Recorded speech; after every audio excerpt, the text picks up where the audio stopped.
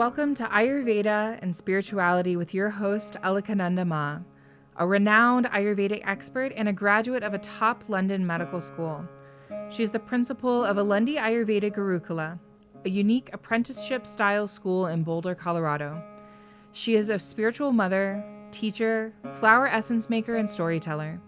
Join us as we uncover the timeless principles of Ayurveda, discover practical tips for enhancing vitality, and explore the deeper dimensions of spirituality that intertwine with the ancient science of life. Namaste, everyone. Well, I gave myself a really difficult topic today.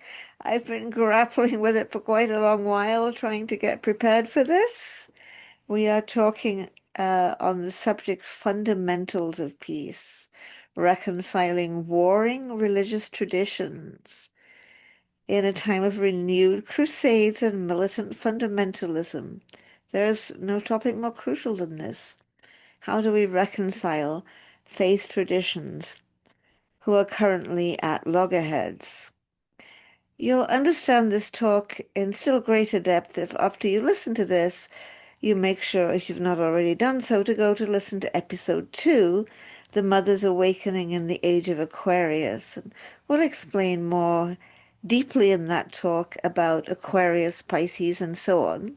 But yes, we stand at the threshold of Aquarius, an age whose highest potential is to manifest as the age of spirit and truth, the age when true worshippers worship not on this mountain, nor in Jerusalem, but true worshippers worship in spirit and truth.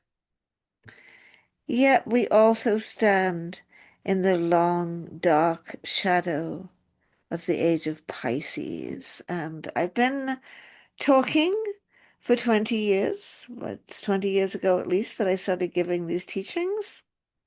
And I started talking about the long, dark shadow of Pisces. And I didn't realize how dark, how long, and how truly difficult it would be for all of us to live in this long, dark shadow.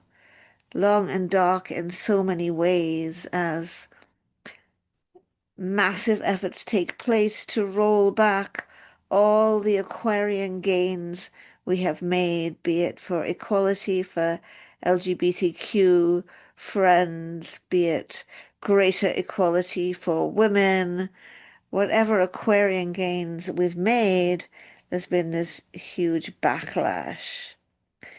And at this time, we see a reawakening of fundamentalism and the accompanying duality, the belief that, as Ramakrishna said, everyone believes that his watch alone tells the correct time. I'm the only one who knows. I'm the only one who's right. And it's a very natural position to take when we are threatened with that vast and spacious openness of the dawning age of spirit and truth. So, what is fundamentalism? It's often defined as a kind of religious militancy. And yes, just what I was saying, it is used by individuals to prevent their religious identities eroding, because the age of spirit and truth erodes these separate identities.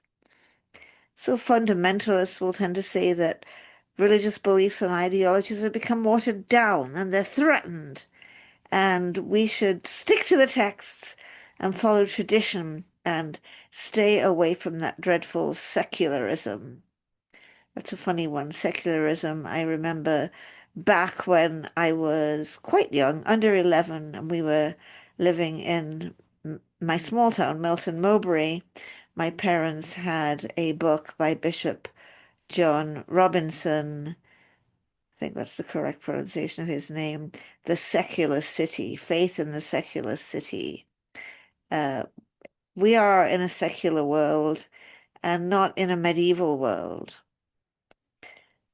So yes, there is a lot of fundamentalism.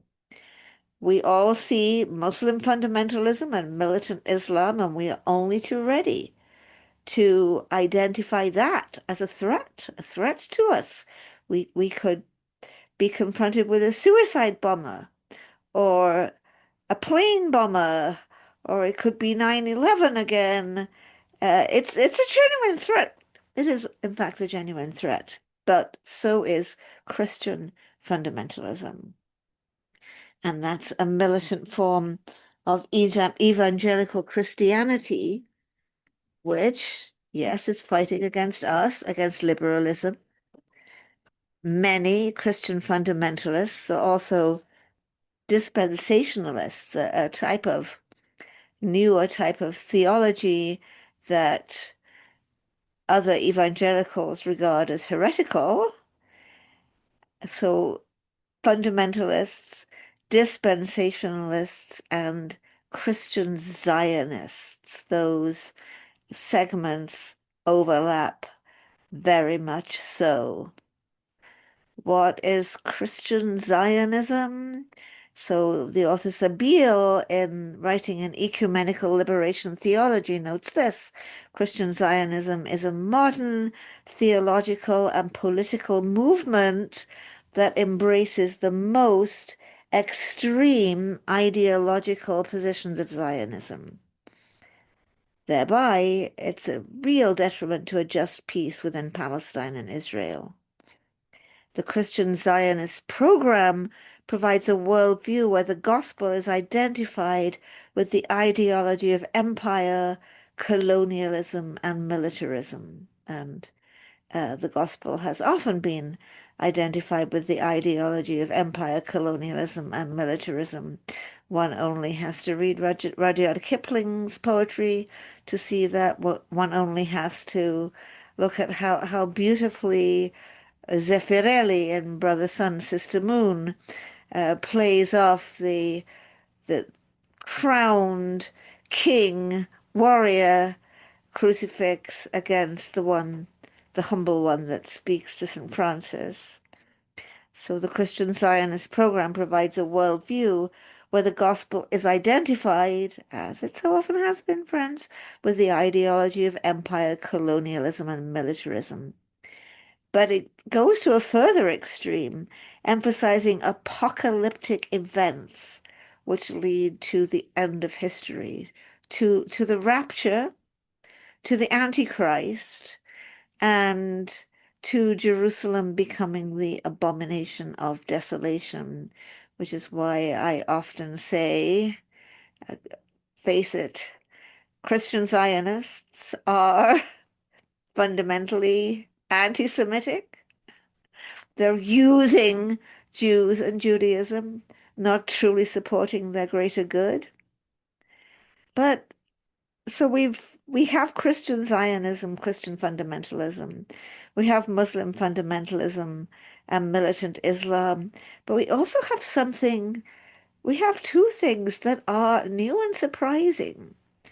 Because while there have often been extremely Orthodox Jews, there have never in the past been Jews who were militant.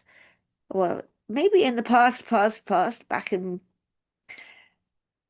the day, in the age of Aries, but ever since Jews went into the diaspora, began living the life of exile, Jews became meek, humble, living under oppression, living in lands where they were always unwelcome, always persecuted, always in danger, and just trying to be good, quiet, and stay out of trouble, be humble, be gentle, be patient. And now we have Jewish fundamentalism, which includes militant religious Zionism. And of course, the militant religious Zionism and the Christian Zionism come together to prevent just peace in Palestine and Israel. Then, even more incredible to me is Hindu fundamentalism. How is it even possible? How is it possible that a religion, and it's not really truly a religion, it's a world wisdom tradition, a vast world wisdom tradition, which teaches Ekam Sat. Truth is one. The wise have called that by many names. How is it possible that we can see such a thing as Hindu fundamentalism? It was only when I went to India that I realized that both my Jewish family and my Christian family could be right and could be all right. Because the vast Vedic tradition gives place to everything and to everyone. But yet we have seen a rise of Hindutva or Hindu fundamentalism. And Dr. Ambedkar, who's the father of the Indian Constitution, said, Hindutva is a menace to liberty, equality, and fraternity, aside the Aquarian ideals, incompatible with democracy, another basically Aquarian ideal, because Hindutvans do not hesitate to use lies and violence to attain their ends. So now we see Muslim fundamentalism and militancy. We see militant Christian fundamentalism and militant Christian Zionism. We see, amazingly, militant religious fundamentalist Zionism. Incredibly, Hindu fundamentalism. We see Hindus and Muslims fighting each other in India. We see Muslims and Jews fighting each other in the Holy Land, the land that is holy to all the Abrahamic religions. We see Christians and Muslims pitted against each other in an ancient clash of civilizations. What is going on? What is going on truly is the long, dark shadow of Pisces with its duality. But let us try to understand that oppression does underlie many of these movements.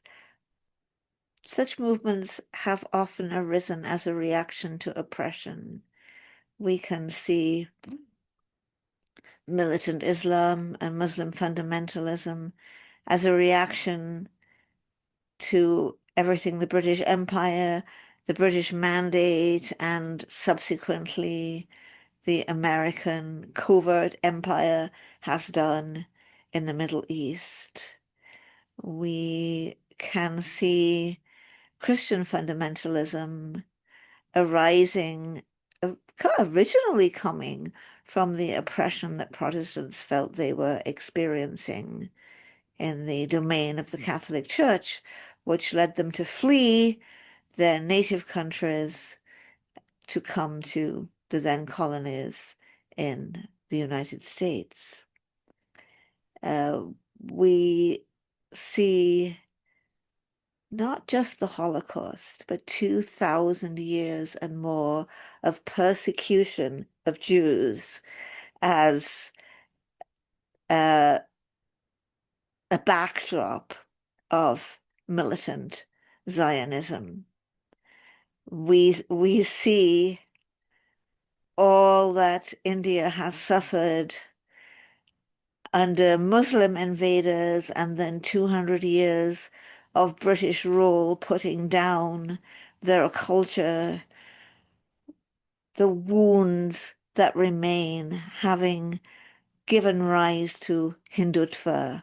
You have to go there and see the defaced statues of Hindu gods defaced by the then Muslim rulers and like Aurangzeb, and you might understand what underlies a movement that seems so antithetical to everything that Sanatan Dharma truly is. Oppression underlies these movements. Let's think for a moment about crusades. When did the crusades start? In 1096, and they carried on for 200 years. So the ages, the 2,000-year ages, as taught to us by Reb Salman, they go in a wave formation.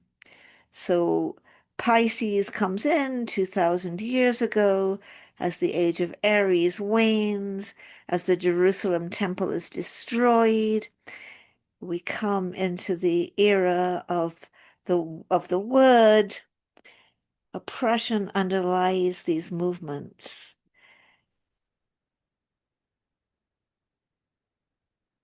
It comes into the religion of the word, and then we come after 1,000 years, right around the time that the Crusades start, we are in peak Pisces.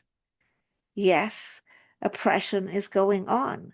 Yes, the Christians felt oppressed when a militaristic Islam started taking over much of the world as they knew it. And so it came about that two cousins, two Abrahamic religions, fight for control of Jerusalem and the Holy Land. Oppression. They both feel oppressed by the other. It goes on for 200 years. Fighting for control of Jerusalem and the Holy Land. And then it seems to die down and the lines are drawn. And yet, as we come into the long, dark shadow of Pisces, as the age of Pisces wanes and the age of Aquarius starts to come in, what do we see? A crusade against terror, as George W. Bush said. In response to the attacks on 9/11, the president vows to launch a crusade against terrorism. Yeah, that just means we're going after it. Our European friends with more prominent Muslim populations are terrified. Is there going to be a clash of civilizations between Christians and Muslims? So we do live in an era of renewed crusades, born of oppression, as these clashes are. We continue to fight over holy places, be it Ayodhya, be it Al-Aqsa. We are fighting over our holy places. We are fighting over the mosque that was built on the site of the temple and the temple that was built on the site of the mosque that was built on the site of the temple. We have gone on for the last 2,000 years, tearing down each other's holy places or converting them. And we are still doing it.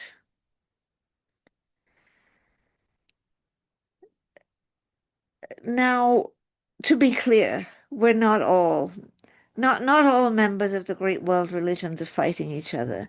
Mainstream Christians, Muslims, and Jews do typically come together in mutual support, and they might even bring in the odd local Hindu or Buddhist too. A good example is after the Tree of Life synagogue shooting. We definitely had a huge coming together in Boulder in a local synagogue with Christians and Muslims flocking to express their support. After the Boulder arson attack, faith leaders of all the religions gathered together to pray. We can think about the recent Yom Kippur attack in Manchester. What a tragedy. And how powerfully the leaders of the British Muslims spoke out against such attacks and expressed that they were nothing to do with genuine Islam, We come together, we who are mainstream. It's the militants among us. The militants among us who continue to fight for a vanishing vision, for they are the flat earthists of world wisdom traditions. Their time is past, and yet they fight, and it's not a joke, because tens of thousands lie beneath the rubble of this fight. So how do we reconcile? First of all, let's return to the root, to the golden rule that shines through every one of the great world wisdom traditions. What is hateful to you, do not do to your neighbor, as the Talmud says. So in everything, do to others what you would have them do to you, for this sums up the law of the prophets, says the Gospel of Matthew. Not one of you truly believes until you wish for others what you wish for yourself. A hadith, supposedly quoting what the Prophet himself, peace upon him, said. And the Buddha, whatever is disagreeable to yourself, do not do unto others. And Hinduism, one in the Mahabharata itself, one should not direct towards someone else what is unpleasant to oneself. This is the essence of morality. Let's return to the root. Let's return to the golden rule. Let's stop bombing each other. Let's stop firebombing each other. Let's stop burying each other under rubble. Let's stop tearing down each other's holy places to build up our own. Let's stop seizing each other's homes. Let's stop seizing each other's lands. Let's come back to the golden rule. And let's look at our youth and let us recognize the thirst of those who are young for a more comprehensive and inspiring vision. Youth are preyed upon by fundamentalists because they offer them something that they can really get fired up about, something to which they can become martyrs. So we need to offer our youth a vision that is equally powerful, not a wishy-washy Sunday Christianity or a lukewarm Friday Islam, not something that is mostly cultural and, yes, somewhat religious and maybe even a bit spiritual. We need to offer our youth a powerful vision of their faith tradition. Let them be inspired by the social teaching of their faith. Let us offer our youth mysticism, for it is mysticism that opens hearts. Now, when I was a young nun, I was not allowed to study mysticism because basically they were afraid we would get tripped out. Luckily, I was allowed to study the monastic fathers because they were considered all right. But anything like Teresa of Avila or like mystical, better stay away from that or you might get tripped out. We need to offer mysticism to young and old alike because mysticism leads us to open our heart, be it Christian mysticism, be it Sufism, be it Bhakti Yoga, be it Buddhist meditation, loving kindness practice. We need to offer a genuine mysticism that will help us to live with open hearts in the Helvati Jarahi, Nurashki Jarahi tradition of Sufism, uh, which I study and practice in my own way. We look at 4 steps, and the first step is Sharia. Don't get scared. People got this whole thing about Sharia law and blah, blah.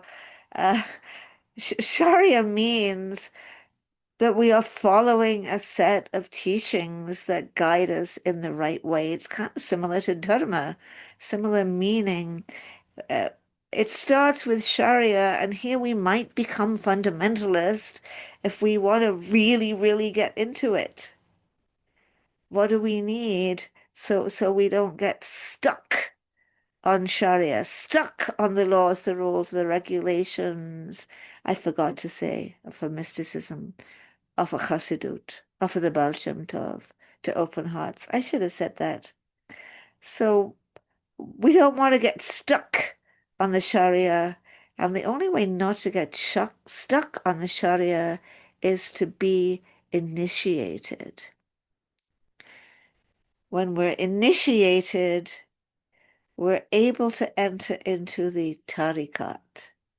We come into the realm of mystic dreams and illuminations, and life starts to become more sparkling and more symbolic, and we're no longer so caught up in trying to get those practices exactly right, or else, because we're opening into these mystic dreams and illuminations. And as we walk the way of mystic dreams and illuminations, we ascend a mountain until we come to the Hakikat, where we are at the peak of the mountain and we encounter the black light of truth. And there in the Hakikat, even to think that you exist is blasphemy. But we don't stay there. Just as Jesus led his disciples down from the Mount of the Transfiguration, down to perform miracles of mercy, we come down into the Marifat, the vast, spread out city where we serve, where our two hands become divine mercy and divine compassion, and our breath becomes divine life.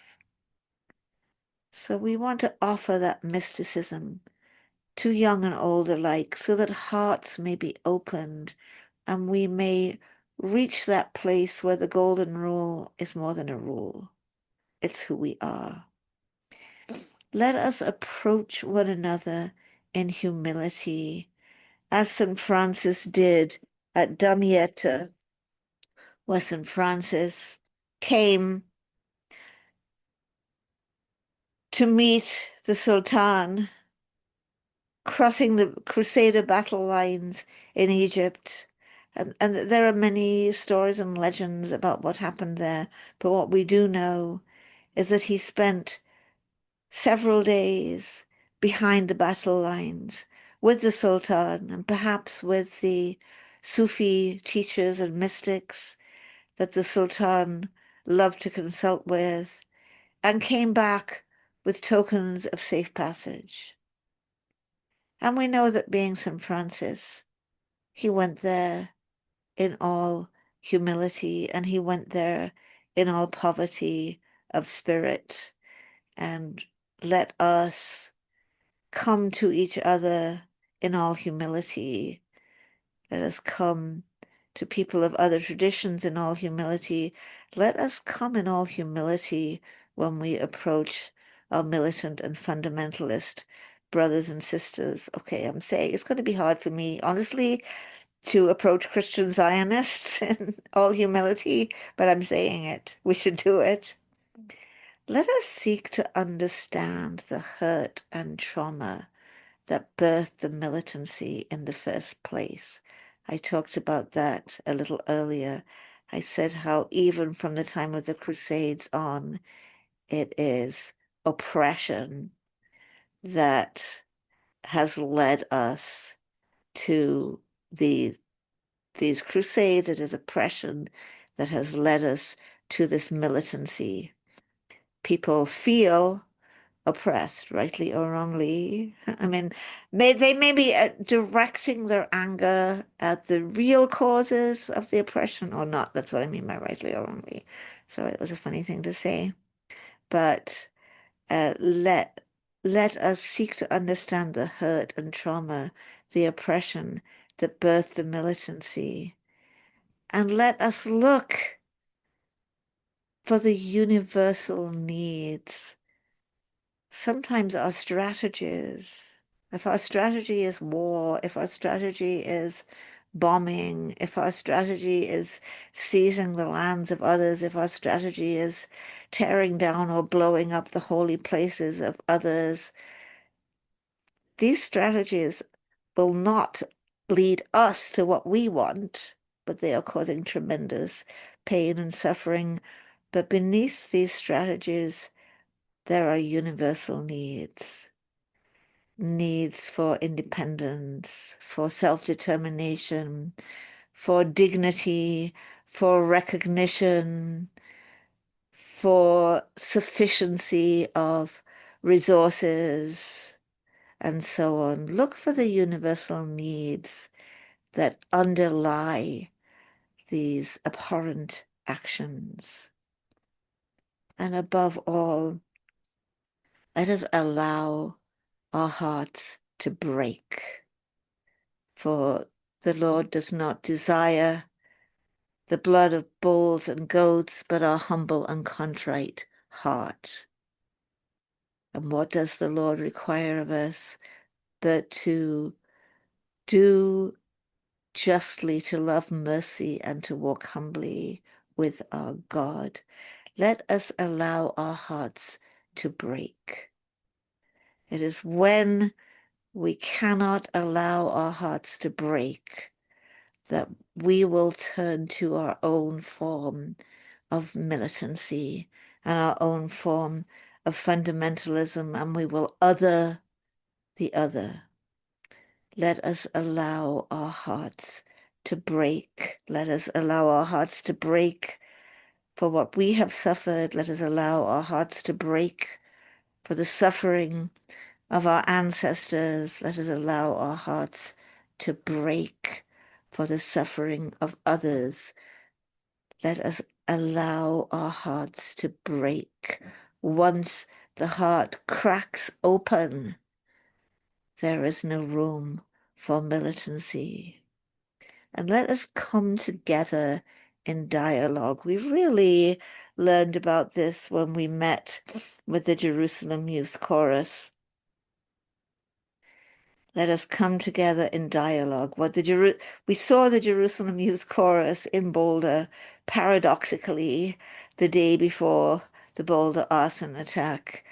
These young people gave us so much hope as all of us, Jews and Christians alike, met in a church to listen to these beautiful young people, Israelis and Palestinians, singing together and sharing in dialogue together. I had wondered, seeing them on YouTube, well, are they really still going after October the 7th? Are they really still going after all that hurt, all that anger, after 2 years of genocide? Are they still going? They are going stronger than ever. Their curriculum is stronger than ever. They come together to make music and to be in dialogue, hearing each other's suffering, allowing hearts to break, receiving the universal needs. And when our hearts are broken and we receive the universal needs, then the time comes when we can have some kind of negotiation where we can have our request, not our demands anymore, but we can make our requests and negotiate, and those we're talking to can present their requests, and we can negotiate together until there is some kind of reconciliation and there is some kind of solution. Because however intractable the problem seems to be,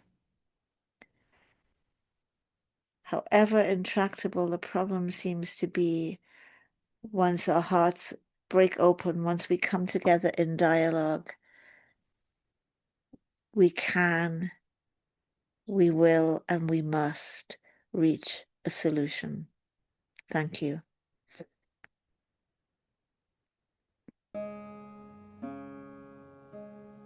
Thank you for tuning in to Ayurveda and Spirituality with Alakananda Ma. We hope today's exploration has ignited a spark of curiosity and insight within you. If you enjoyed this episode, be sure to leave us a 5-star review and share it with a friend.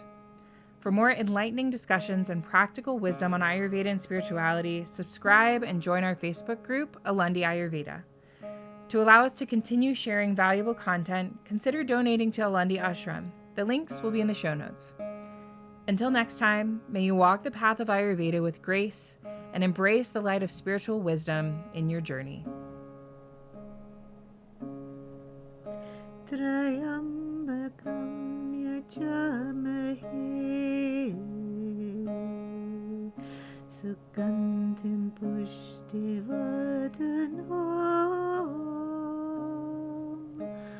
urvarukamiva bandanam mrityormukshi